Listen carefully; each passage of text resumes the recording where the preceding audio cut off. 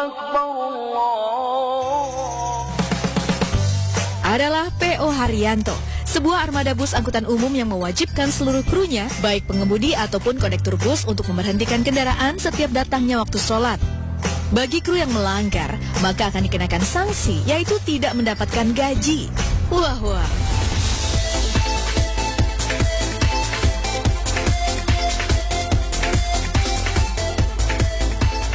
Ya, berita mengenai bus Islami ini pernah ramai di media online. Meski awalnya banyak yang meragukan, namun terobosan yang diusung jasa transportasi P.O. Haryanto ini justru mendapatkan apresiasi positif, baik dari penumpangnya ataupun masyarakat umum.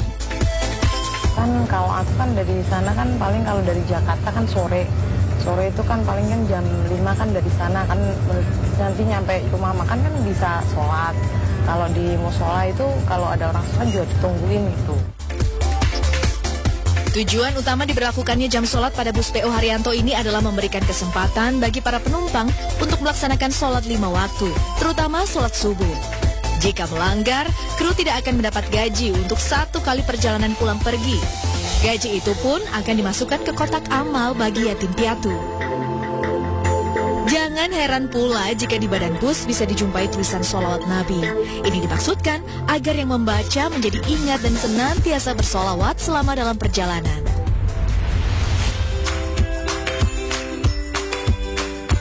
Nama perusahaan bus ini sendiri diambil dari nama sang pemilik, yaitu Haji Haryanto.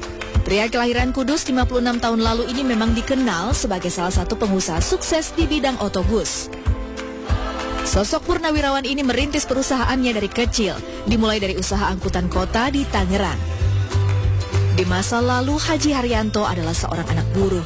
Namun siapa sangka, jika usaha otobus yang dirintisnya sejak tahun 2004 ini bisa berkembang dengan begitu pesat. Bahkan, kini ia memiliki armada bus sebanyak 200 unit. Masya Allah.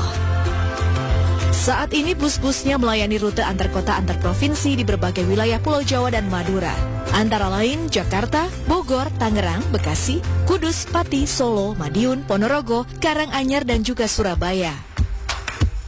Haji Haryanto menyadari bahwa keberhasilan usahanya tidak lepas dari campur tangan Allah Subhanahu wa Ta'ala. Itulah sebabnya perusahaan otobusnya senantiasa memperhatikan dan memberikan kesempatan bagi para penumpangnya untuk melaksanakan ibadah wajib, sholat 5 waktu.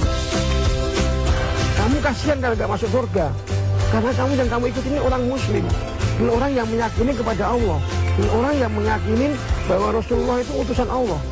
Ini, kamu beruntung punya pemimpin-pemimpin yang kayak kita ini. Bahkan sampai kadang-kadang saya kesel punya sobat juga. Disuruh sholat aja malah ngumpet, saya bilang. Ini bukan yang di bis saja. Di waktu saya main angkutan kota itu juga tak kerapkan untuk sholat. Tak hanya dalam perjalanan bus, di garasi yang terletak di Jalan Lingkar Luar Ngembal, Kudus, Jawa Tengah ini, Haji Haryanto juga memperlakukan peraturan yang ketat bagi karyawan-karyawannya.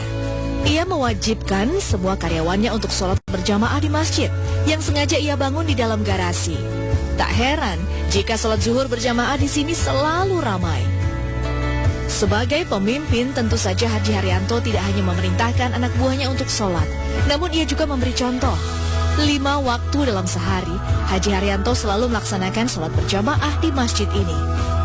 Apa yang dilakukan Haji Haryanto sangatlah seiring dengan pandangan Islam, di mana seorang pemimpin kaum muslimin yang terbaik adalah mereka yang berbuat kebajikan dan menjaga sholatnya. Suasana Islami sangat kental terasa di areal garasi bus. Setiap harinya terdengar alunan suara orang membaca Al-Quran dari Masjid Nurul Huda. Ya, setiap harinya memang Haji Haryanto sengaja mengundang hafiz Quran untuk membaca dan menghatamkan 30 juz Al-Quran.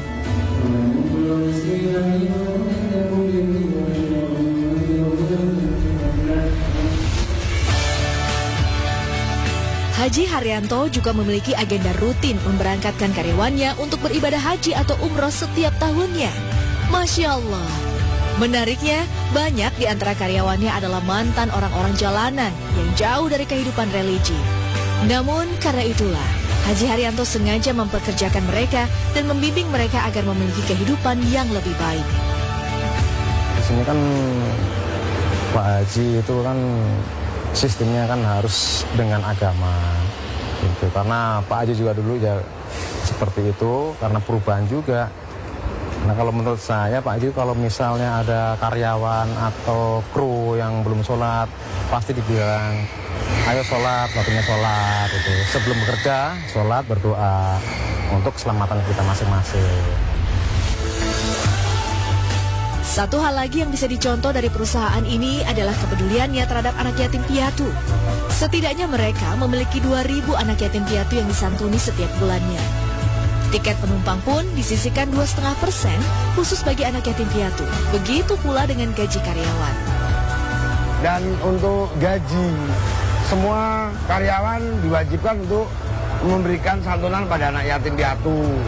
Dan khususnya bagi para penumpang kan diambil 2,5% untuk anak yatim piatu. Jadi kami kerja itu seakan-akan udah tenang gitu. Mengutamakan sholat berarti mengutamakan Allah Subhanahu wa Ta'ala. Sholat sebagai tiang agama. Kemudian apa?